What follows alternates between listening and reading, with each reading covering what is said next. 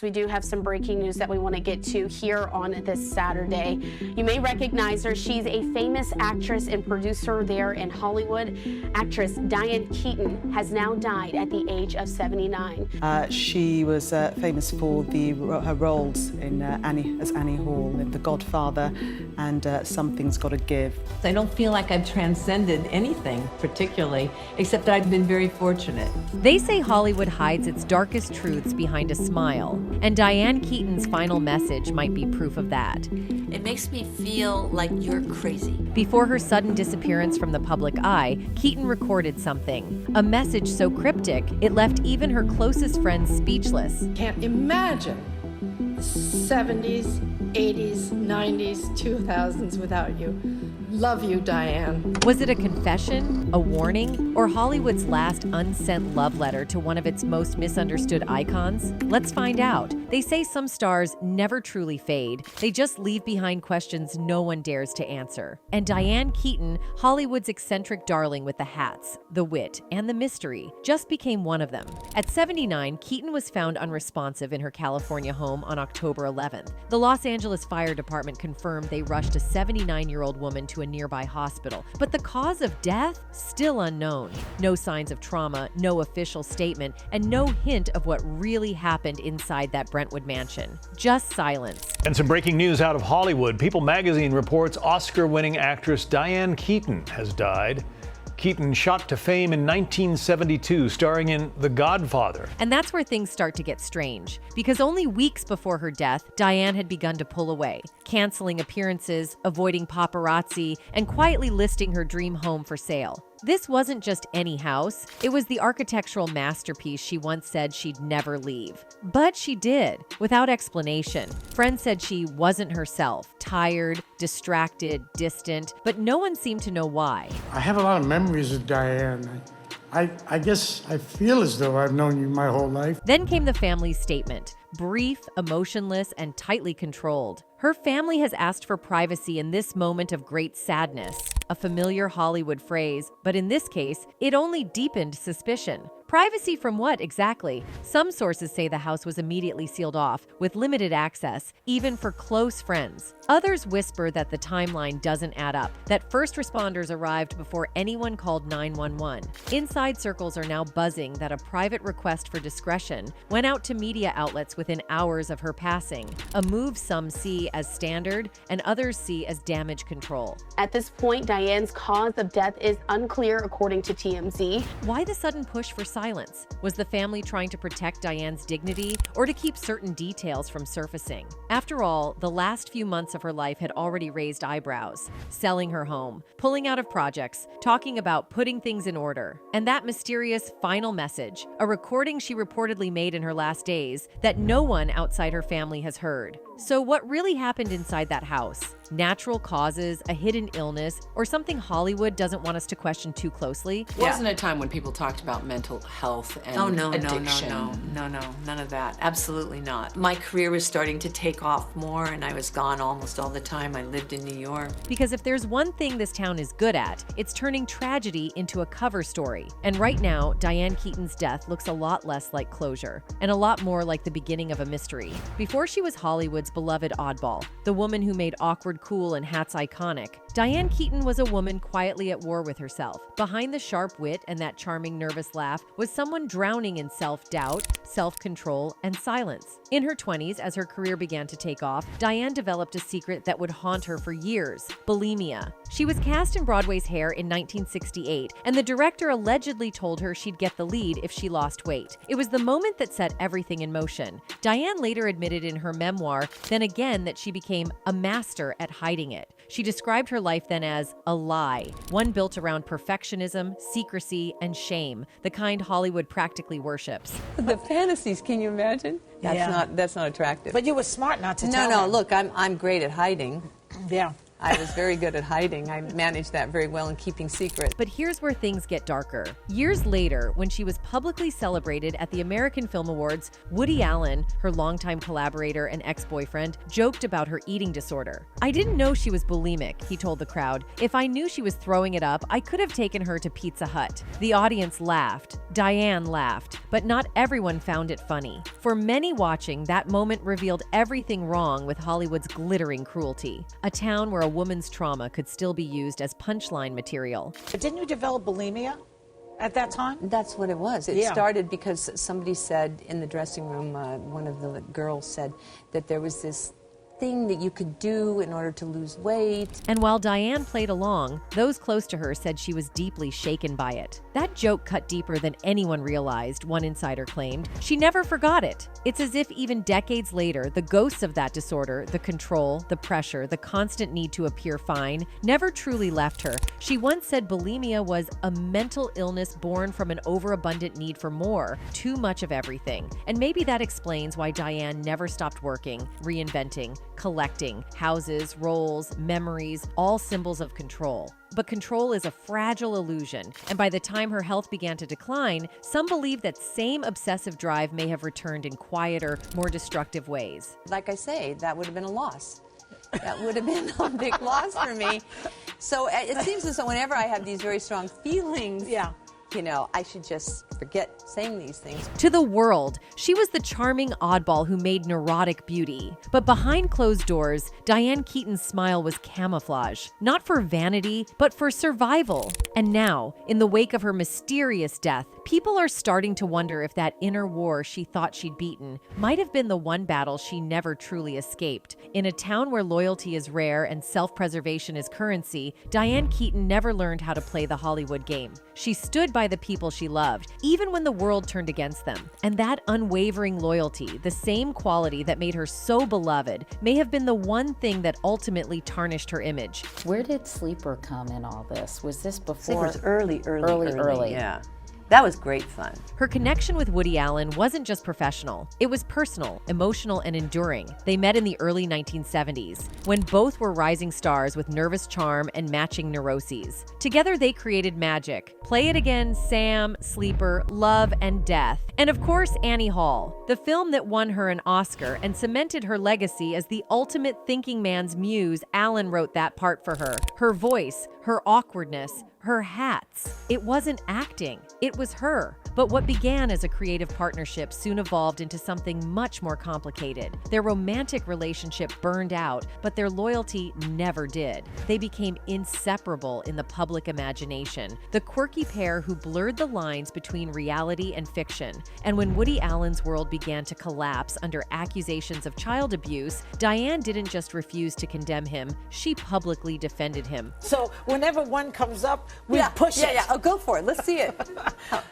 Well, we were at Manhattan Murder Mystery together. Yes, we and this were. is where I met you and Alan Alda. While the rest of Hollywood distanced themselves from Allen amid the Me Too reckoning, Keaton went the other way. She tweeted, "Woody Allen is my friend, and I continue to believe him," even linking an old 60 Minutes interview where Allen denied the allegations. That one sentence changed everything. Overnight, Keaton, once a feminist icon and symbol of self-respect, became the face of denial for a movement built on exposing abuse. Reddit threads erupted. Think pieces flooded the internet. Former fans called her tone deaf, out of touch, even complicit. Some wondered if her loyalty blinded her, or if she knew something the public didn't. After all, Keaton had replaced Mia Farrow in Manhattan Mystery in 1993, right in the middle of Allen's custody battle and scandal. To some, that casting choice looked like solidarity. To others, it looked like betrayal. And Ron Rifkin and Angelica Houston. And Woody, we did a scene at Elaine's, the fabulous Elaine's place. But Diane didn't care. She stood by her friend. She always had. And in private, according to sources close to both, Allen appreciated her very much. He even attended her AFI Lifetime Achievement tribute in 2017, a rare public appearance, where he called her a great inspiration, saying he owed much of his career to her. Still, that loyalty came with a cost. Hollywood insiders claim her stance quietly closed doors for her in the 2010s. People stopped calling her for certain projects, one source said. There were unspoken consequences. Even some who once adored her began to turn away. But Diane was unbothered. She wasn't trying to be liked anymore. "I believe my friend," she told The Guardian in 2014. "I have nothing else to say about that." Now, after her death, that very friendship is back in headlines. According to a source close to Allen, the director was extremely distraught and surprised by the news, adding that it makes him think of his own mortality. But what really caught attention was another detail, that Allen, who supposedly remained in touch with Keaton, had no idea her health was failing. "Nobody seemed to know," the source said. He was surprised. I didn't know she was bulimic.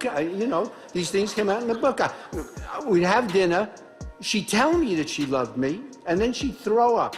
That revelation raised even more eyebrows. How could someone so close, someone she'd defended for decades, not know she was unwell? Was Diane deliberately keeping her distance? Or was something keeping them apart? Because here's where it gets eerily poetic. The woman who once risked her reputation for loyalty spent her final months in near total isolation. She sold her home, withdrew from public life, and spoke to almost no one.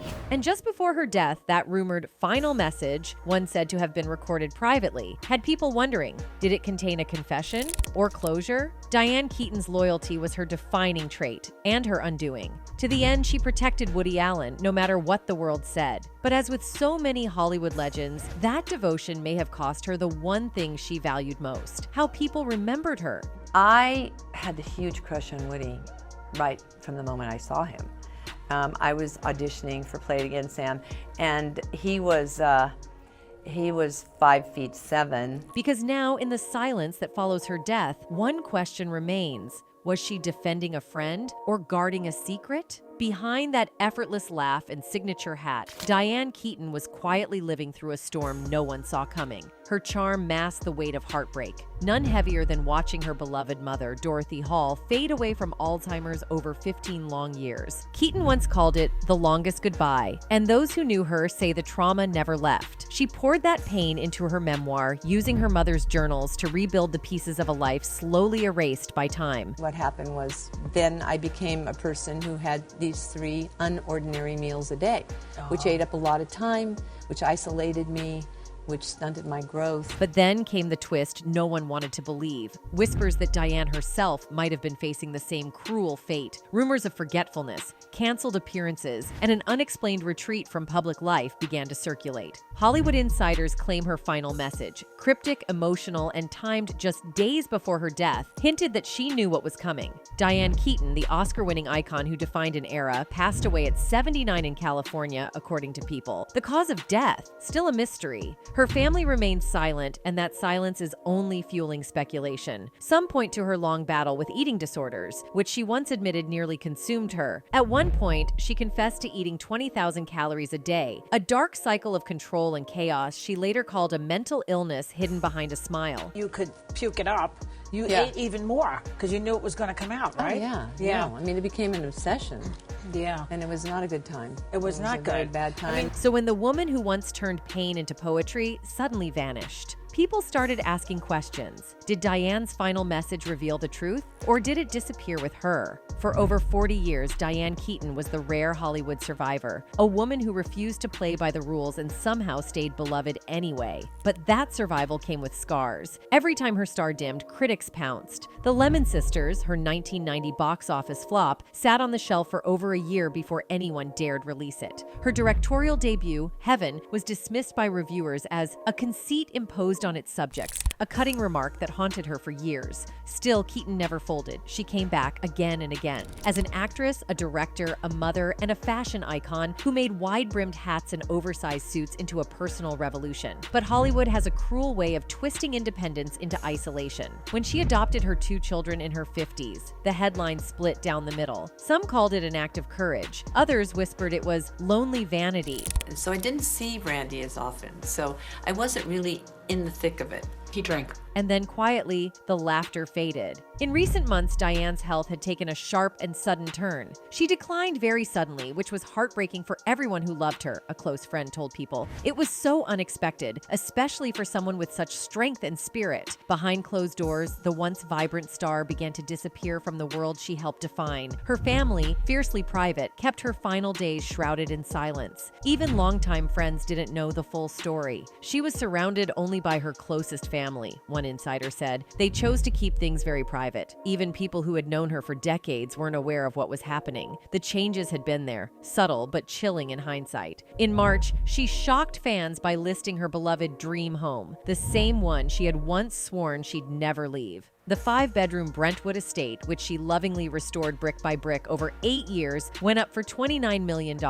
She had even written a book about it, The House That Pinterest Built, a love letter to design, memory, and permanence. "Something's right because I love it," she had said in 2017, but suddenly that lifelong dream was on the market. Not long after, the woman who had once been a familiar sight on Brentwood's quiet streets, walking her dog, chatting with neighbors, always in her signature hat and sunglasses, was gone. She loved her neighborhood, a local recalled. She was friendly, funny, and eccentric in the best way. She'd talk to her dog like he was human. She had that old-school Hollywood charm. And then she just stopped being around. To those who knew her, it was out of character. To those who followed her career, it was unsettling. And to those who heard whispers about a final message, it was starting to sound like a goodbye no one recognized until it was too late. In 2025, fans started to notice something different. Keaton stopped attending industry events. Her beloved Instagram posts, once filled with humor and home renovations, slowed to a trickle. Then she quietly listed her Brentwood home for sale. Those close to her said she'd become more private, more reflective. And that final message, one she supposedly recorded just before her death, hasn't been made public yet. According to one insider, it wasn't a goodbye. It was a confession. Was Diane Keaton preparing the world for something or protecting someone from the truth? From Annie Hall to Something's Gotta Give, Diane Keaton redefined what it meant to age, to love, and to be unapologetically yourself. She was flawed, brilliant, stubborn, and heartbreakingly human. But Hollywood has a way of rewriting endings. And if the rumors are true that her last words hinted at the dark underbelly of fame, Diane's final act may not have been on screen. It may have been the revelation that changes everything. So, what was Diane Keaton's final message, and why hasn't it been released? Was it a farewell or a warning? In a town built on secrets, maybe she finally decided to tell the truth. Because if there's one thing Diane Keaton taught us, it's that even when the credits roll, the story's never really over. That's it for today. See you in the next video. Until then, goodbye.